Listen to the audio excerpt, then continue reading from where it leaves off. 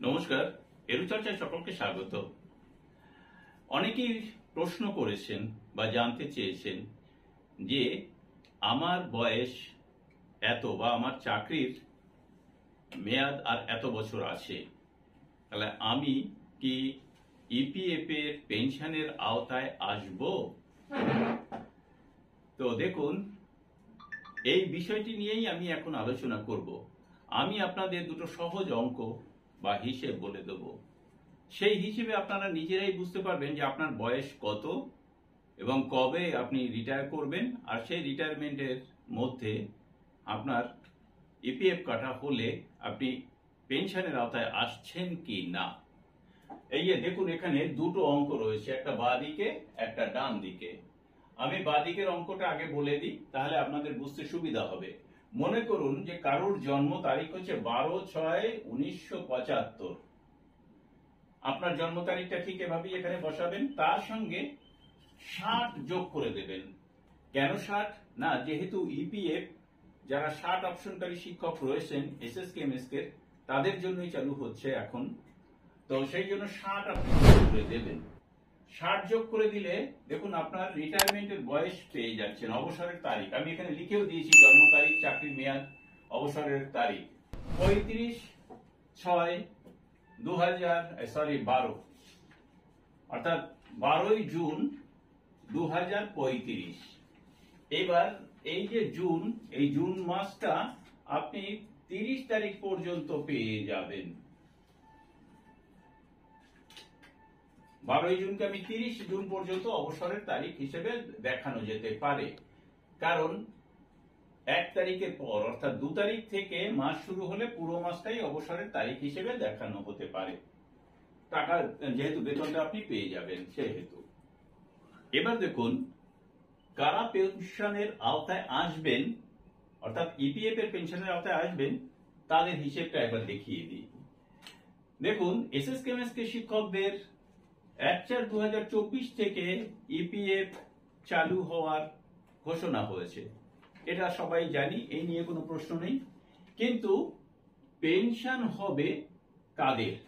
যাদের এই 1/4/2024 এর পরেও 12 বছর চাকরি আছে,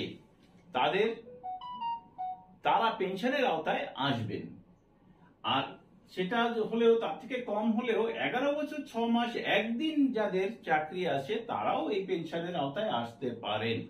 তাহলে একটা হিসেব দেখে নিন যে 1/4/2036 এর পরে যারা রিটায়ার করবেন তারাই ইপিএফ এর পেনশনের আওতায় আসবেন।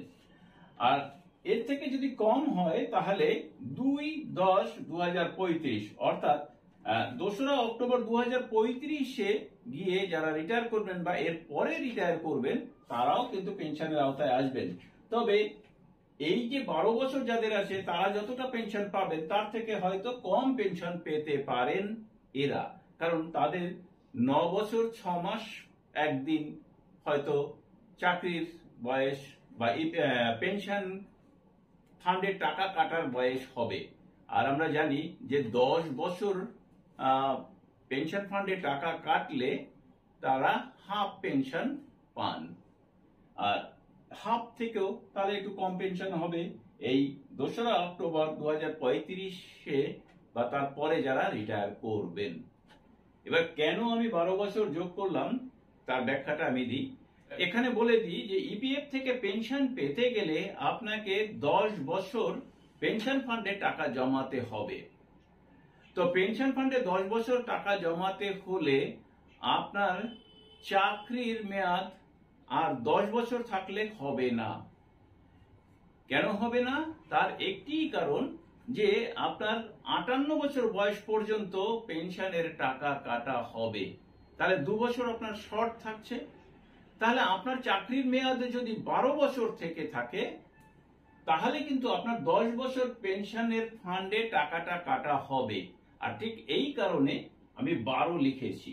তাহলে এই যে দুটো হিসেব আমি দেখালাম আপনাদের, এই হিসেব দুটো দেখে আপনারা নিজেরাই হিসেব করে নেবেন যে আপনারা ইপিএফ এর পেনশনের আওতায় আসছেন কি না। তাহলে এখন এই পর্যন্ত।